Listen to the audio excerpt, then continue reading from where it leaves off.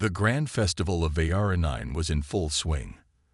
Lanterns of soft blue light floated above the gathering, and the air buzzed with laughter and music.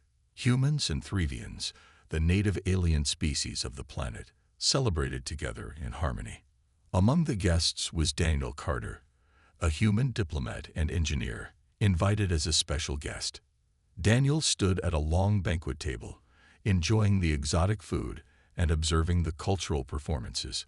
He had been working on Veyara for months, helping with interplanetary cooperation. While he was used to the formal side of diplomacy, tonight was different. It was a night of joy and celebration. Suddenly, a female Threvian approached him with a confident stride. Leary, a well-respected official, was known for her sharp wit and bold personality. She had violet-hued skin and golden eyes that shimmered under the festival lights. With a mischievous smile, she raised a glass. "Daniel Carter," she said loud enough for everyone to hear, "since you are a guest of honor, I will offer you a special gift." Curious, Daniel turned to her. "Oh, and what might that be?" Leary smirked. "A marriage proposal." The crowd gasped, then erupted into laughter. Daniel blinked, taken aback. Around him, Threvians chuckled and cheered. It was then that he realized this was a Threvian custom. A playful, joking proposal during festivals was common. It was never meant to be serious. Daniel grinned, deciding to play along. "Only if you can keep up with a human," he replied. The laughter grew louder. Leary tilted her head, eyes twinkling with amusement. "Oh, is that a challenge, human?" "Maybe," Daniel said, enjoying the moment. "Depends if you're brave enough." Leary leaned closer, smirking. "You have no idea how brave I am." The crowd cheered at their banter, enjoying the spectacle. To them, it was all in good fun. Just a festival joke. But as the celebration continued, Daniel couldn't help but notice something. Leary kept glancing at him throughout the night, her expression thoughtful. Was it really just a joke? Daniel brushed off the thought. It was just a Threvian tradition, after all. Nothing serious. Right. Yet, deep down, something told him. This was only the beginning. The festival had ended, but the playful proposal had not been forgotten. Everywhere Daniel went, people teased him about it. Walking through the marketplace the next morning, he overheard two Threvian merchants whispering, "That human, he's the one Leary proposed to." One of them said, chuckling, "But it was just a joke, right?" The other replied, "Who knows, maybe she actually likes him." Daniel sighed, shaking his head with a smile. It was all in good fun, but he hadn't expected the joke to spread so quickly. It seemed like half the city now thought he and Leary were engaged. As he turned a corner, he almost bumped into Leary herself. She stood tall, arms crossed, watching him with amusement.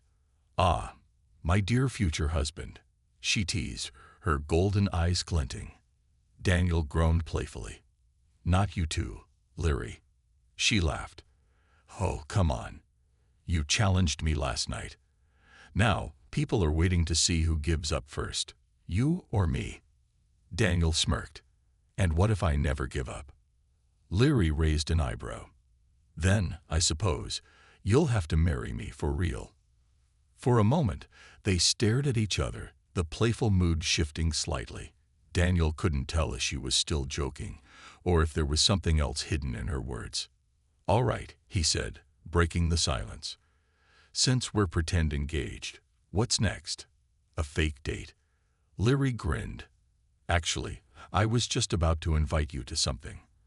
There's a diplomatic mission to Rilvos, one of our neighboring colonies. I need a human representative to join me." "Interested?" Daniel nodded. "Of course. But why me?" Leary's playful expression softened slightly. "Because you're different, Daniel. Most humans here act like guests, but you belong." Daniel was surprised by her words, but didn't know how to respond. Leary smirked again, her teasing nature returning. "Also, if you run away now, the whole city will think you really got scared of marrying me." Daniel chuckled. "Well, We can't have that, can we? Good. Pack your things. We leave tomorrow. As Leary walked away, Daniel watched her, feeling a strange sense of excitement. It had all started as a joke, but something told him this fake engagement was going to lead to something much bigger. The next day, Daniel and Leary boarded a sleek Threvian shuttle to Rilvos, a nearby colony. The mission was to help mediate a dispute between two factions, but Daniel wasn't sure what his role would be. Leary assured him it was simple: just be himself and show that humans could be trusted allies. The shuttle was spacious, its walls glowing faintly with blue light. Daniel sat beside Leary as they went over the mission details. "So," Daniel said, glancing at her, "why do these factions even care what a human thinks?" Leary tapped her chin, thoughtful. "You underestimate yourself. Threvians respect strength and adaptability. Humans have proven they can thrive under pressure, even in places where we struggle. That's why your perspective matters." "Fair enough," Daniel said, nodding. "But I'm no diplomat. What if I mess this up?" Leary smirked. "Then we'll handle it together. You've got me, remember?" He grinned. "I suppose that's comforting." The journey wasn't long, but it gave Daniel and Leary more time to talk. They shared stories about their childhoods. Daniel growing up on Earth, Leary training for leadership in the Threvian capital. Despite their differences, they found they had much in common: a love of learning, a drive to solve problems, and a deep curiosity about the unknown. At one point, Leary leaned back, looking at Daniel thoughtfully. "You know, humans are unexpected," she said. "I thought your kind would be more rigid, more predictable. But you surprise me." "In a good way, I hope?" Daniel asked. "Yes," she replied softly, "in a very good way." When they arrived at Rilvos, the colony was in turmoil.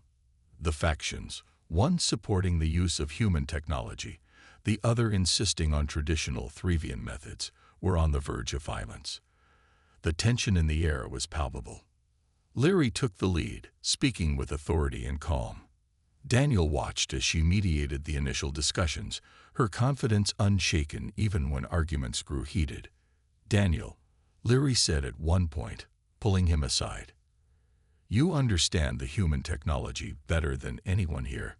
Speak to them. Show them how it can work without threatening our traditions." Daniel hesitated, then nodded. Stepping forward, he spoke plainly, using simple examples and relatable comparisons. Slowly, the room grew quieter, and the factions began to listen. Over the next few hours, progress was made. The two sides agreed to a trial run of human tech-enhanced systems, and tensions eased. Later that evening, back aboard the shuttle, Leary and Daniel sat together in silence, watching the stars. "You handled that well," Leary said finally. "Because I had you backing me up," Daniel replied. Leary smiled, her golden eyes catching the starlight. "You did more than that. You showed them something new, something they needed to see." Daniel looked at her, feeling a warmth he couldn't quite explain. The mission had brought them closer, and for the first time, he began to wonder if their fake engagement might be becoming something very real. After their successful mission to Rilvos, Daniel and Leary returned to VR9 as something of a team.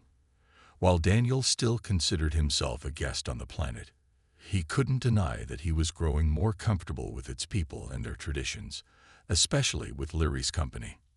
Back in the city, rumors of their engagement hadn't faded. In fact, the story seemed to be growing. Wherever they went, people whispered about the human and the Threvian who had accepted each other. At first, Daniel laughed it off, but over time, he started noticing how those comments affected Leary. Her playful responses became softer, almost shy. It was as if the joke wasn't just a joke anymore. One evening, Leary invited Daniel to a local cultural event. It was held in an open amphitheater under the soft glow of Ayara's twin moons. Musicians played strange, haunting melodies on instruments Daniel couldn't name, and dancers moved in fluid, hypnotic patterns. Daniel sat beside Leary, who seemed unusually quiet. "You okay?" he asked, nudging her gently. She glanced at him, her golden eyes unreadable. "I'm fine. Just thinking." "About what?" Leary hesitated, then smiled faintly. "It's strange. This started as a joke, but now, I don't know. People keep asking me when the ceremony will be." Daniel chuckled nervously. "I hope you told them it's all a misunderstanding." Leary didn't laugh. "Did I?" He turned to look at her more closely. "Wait, you didn't." Her expression was hard to read, but there was no hint of her usual teasing. It didn't feel right to say it was all a joke. Not anymore. Daniel's stomach flipped. "You're serious?" "I don't know," she said softly. "But the idea doesn't seem as ridiculous as it once did." He blinked, unsure how to respond. Leary wasn't the kind of person to admit uncertainty easily. For a moment, they sat in silence, the music and murmurs of the crowd filling the air around them. "Leary," he said at last, "if this is starting to mean something to you, then I think we need to talk about it. Not here, though." She nodded, still looking thoughtful. "Agreed. But later. For now, let's just enjoy the performance." As the event continued, Daniel found himself watching Leary more than the dancers. He couldn't help but wonder, when had things started to change? Was it during their work on Rilvos, or had it been even earlier? And why did the thought of something real between them no longer feel impossible? By the end of the night, Daniel knew one thing for sure. What had begun as a light-hearted joke was slowly becoming something far more complicated and perhaps far more important. The next morning, Daniel stepped into his workshop, hoping to distract himself from the confusing feelings that lingered from the previous night. Rows of sleek, half-assembled devices lined the walls, and the hum of machinery filled the air. For a time, he immersed himself in his work, adjusting circuits and testing systems. But no matter how much he tried, his mind kept drifting back to Leary. Her words, her expression, the way she seemed genuinely unsure, he couldn't get any of it out of his head. His thoughts were interrupted by the arrival of Kala, a Threvian official he often worked with. Her violet complexion darkened as she entered, her brow furrowed. "Daniel, we need to talk," she said, her tone serious. "Sure. What's going on?" Kala placed a data tablet on the table. "There's a faction within the council growing louder. They're against humans integrating further into our society.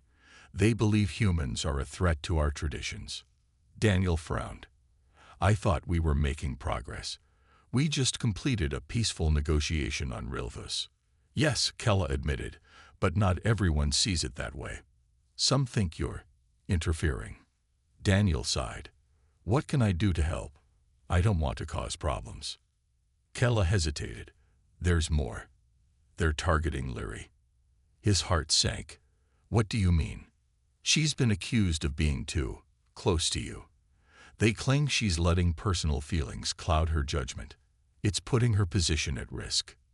Daniel set his tools down and leaned against the table. "But it's not like that. We've just been working together." "Is that all?" Kella asked, studying his face carefully. Daniel hesitated. "We're friends."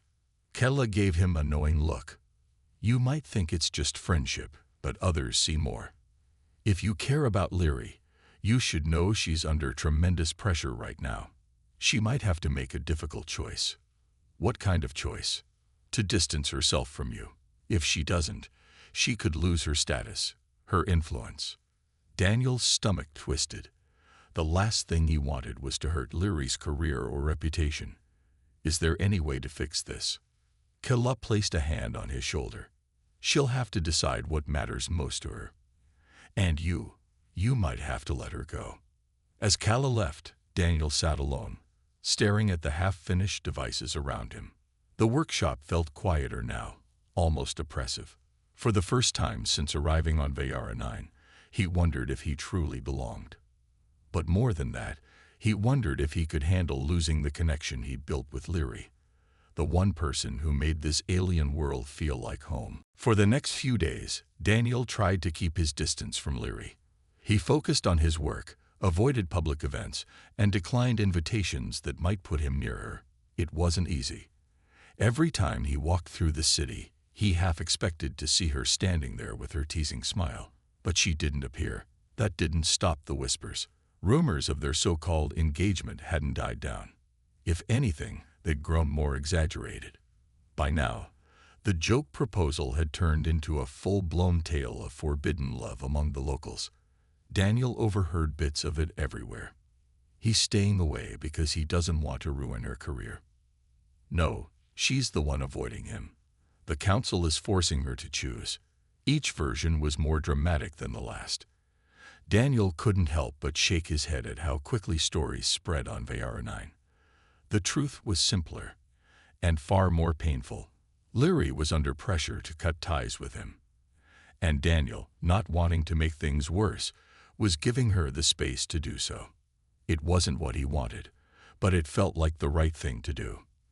Then, late one evening, as Daniel worked alone in his small quarters, there was a knock at the door. He hesitated, unsure of who it might be. When he opened it, he found Leary standing there. Her expression was serious, not her usual playful smirk. "We need to talk." He stepped aside, letting her in. "What's going on?" Leary paced the room for a moment, then turned to him. "They want me to end all contact with you," she said bluntly. "If I don't, I risk losing everything I've worked for." Daniel leaned against the wall, crossing his arms. "I figured as much. That's why I've been keeping my distance." "I know," she sighed, "but I didn't come here to talk about what they want. I came here to talk about what I want." His heart skipped a beat. "And what do you want, Leary?" She met his eyes, her golden gaze steady. "I don't want to pretend anymore. I've spent my life doing what's expected of me, following traditions, playing the part. But when I'm with you, I feel free, like I can be myself.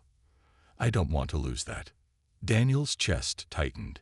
He hadn't realized just how much those words would mean to him until now. "Leary, I don't want you to lose everything because of me." She shook her head. "It's not because of you. It's because of me. I'm choosing what matters to me. And that's my decision to make." He took a step closer.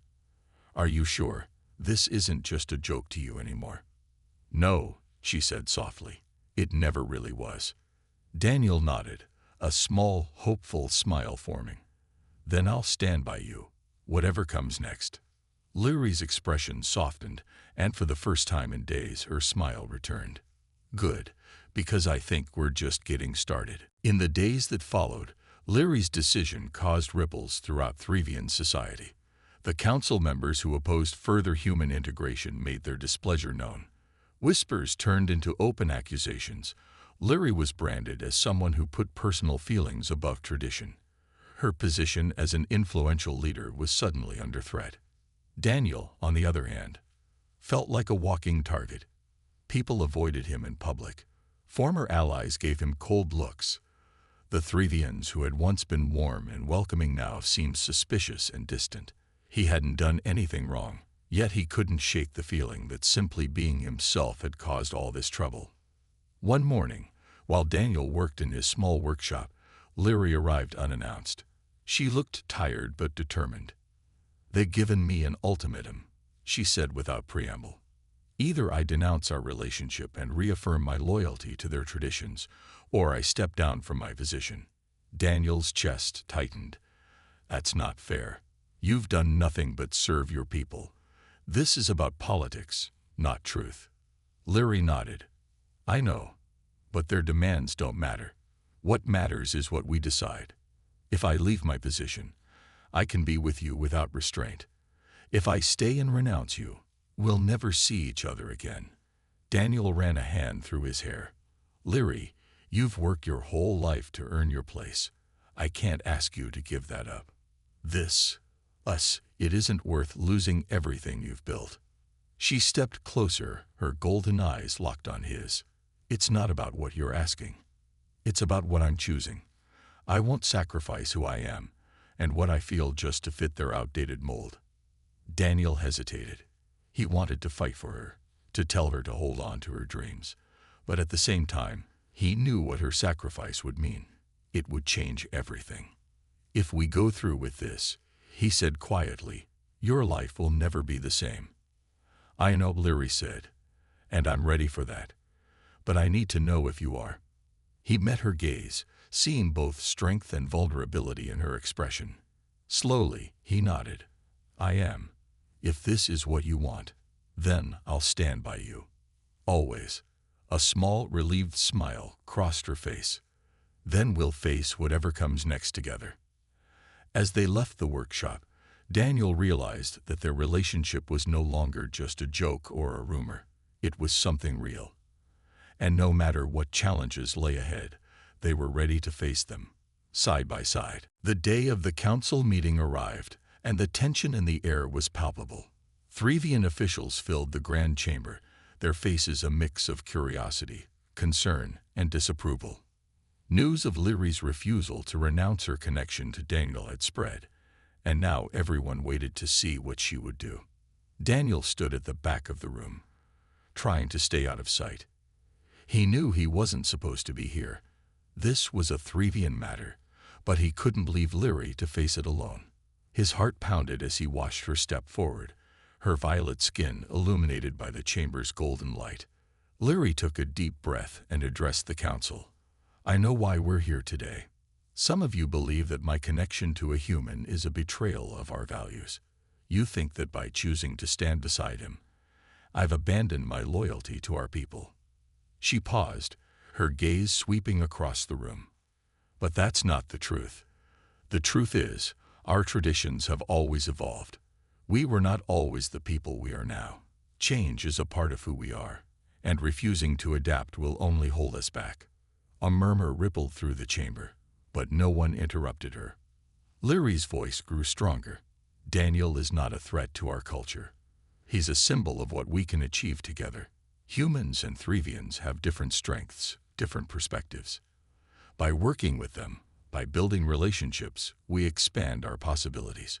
We don't lose our identity. We enrich it." Daniel watched in awe as Lyri stood her ground, her words cutting through the tension.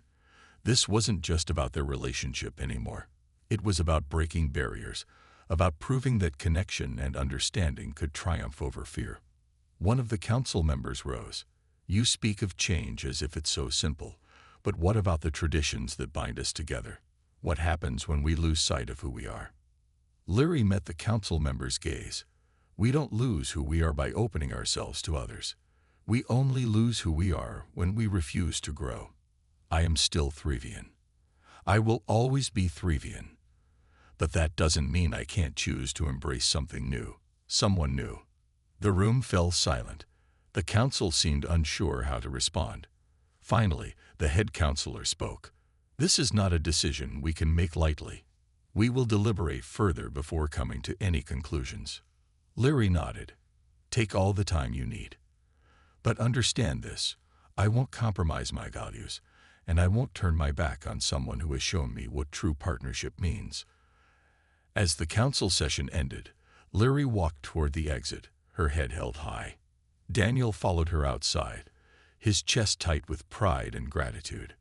"That was incredible," he said softly. She glanced at him, a small smile playing on her lips. "I meant every word." Daniel nodded. "I know. And whatever happens, we'll face it together." After the council meeting, the atmosphere shifted. While some of the older Threvian officials still resisted, many younger leaders and citizens began to see Lyri's point of view. Stories of her speech spread across VR9, and more people than Daniel expected voiced their support. Lyri, however, remained cautious. She didn't let herself celebrate yet. Her position wasn't officially restored, and the council hadn't delivered their final decision. For the moment, she was in a state of limbo, neither fully accepted nor entirely rejected. Daniel stayed by her side, trying to offer comfort and reassurance. One evening, Lyri invited Daniel to a secluded spot outside the city. They climbed a ridge overlooking the shimmering plains of VR9. The twin moons hung low, casting a soft, silver glow over the landscape. Leary sat on a smooth boulder, her golden eyes fixed on the horizon. "Do you think it will ever truly change?" she asked quietly. Daniel took a seat beside her. "Change is never easy, but I've seen it happen before. People need time to adjust. What you said in that chamber, it struck a chord with more of them than you realize."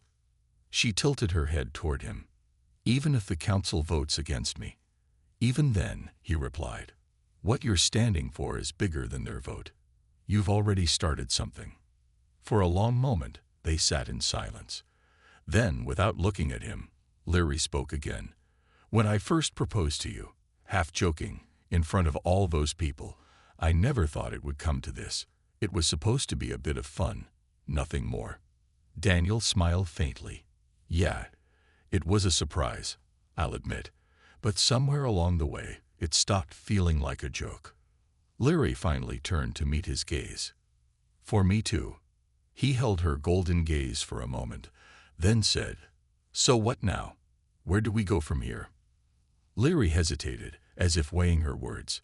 Then she stood, brushed off her long cloak, and turned to face him fully. "Daniel Carter," she said with a small, genuine smile, "I have another question for you." Daniel stood too, a bit confused. "What is it?" She reached out, took his hand, and said, "This time, no jokes. Will you marry me?" Daniel's heart skipped. The words hung in the air between them, heavier and more meaningful than anything she had said before. He stared at her, at the Threvian woman who had become so much more than a diplomatic partner or friend. After a moment, he grinned. "Well, I guess I've been waiting for you to ask again." Leary chuckled softly, the tension breaking just a little. "So is that a yes?" He squeezed her hand. "It's a yes." As the twin moons rose higher in the sky, Daniel and Leary stood together, no longer held back by doubt or tradition. Their connection was now undeniable, and their path forward was finally clear. The morning of the ceremony arrived, and the atmosphere in the city was unlike anything Daniel had ever experienced. The streets were lined with glowing banners, and Threvian citizens gathered in clusters, whispering about what the day would bring. This wasn't just a personal event anymore. It had become a symbol of change, of progress. Daniel adjusted his collar, standing near a mirror in the small home he had come to know so well. He took a deep breath and looked at himself, trying to steady the mix of nerves and excitement coursing through him. Today, he wasn't just representing himself. He was representing something far larger, a bridge between two worlds.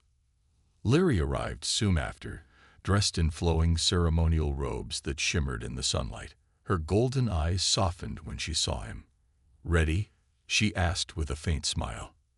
"As ready as I'll ever be," Daniel replied, a hint of nervous laughter escaping him. They walked together through the streets, the crowd parting as they passed. Threvian musicians played unfamiliar but beautiful melodies, setting a serene tone. The closer they got to the ceremonial site, the more Daniel could feel the weight of the moment. At the central plaza, the council members stood waiting, their expressions a mixture of curiosity, skepticism, and a grudging respect. The head counselor raised a hand, and the crowd fell silent. "Today," the counselor began, "we witnessed something unprecedented, a union not just of two individuals, but of two cultures, two paths. It is a step into the unknown, and it carries with it both risk and promise." Leary stepped forward, speaking clearly and confidently. "This is not the erasure of our traditions. It is the evolution of them. By standing here today, we prove that we are not afraid of change. We are not afraid to embrace what is different, what is new." She turned toward Daniel and extended her hand. He took it, their fingers intertwining. For a moment, it felt like the world held its breath. The counselor nodded solemnly. "Let this union serve as a reminder that our future is not written in stone. It is shaped by our choices, by our willingness to grow. Today, we take a step forward together." As the ceremony concluded, a ripple of applause spread through the crowd. Daniel looked at Leary, her smile brighter than he'd ever seen it. He knew that this was just the beginning. There would still be challenges, still be obstacles. But together, they had already overcome so much. That evening, as the festivities began, Daniel and Leary stood on the same ridge they had visited before.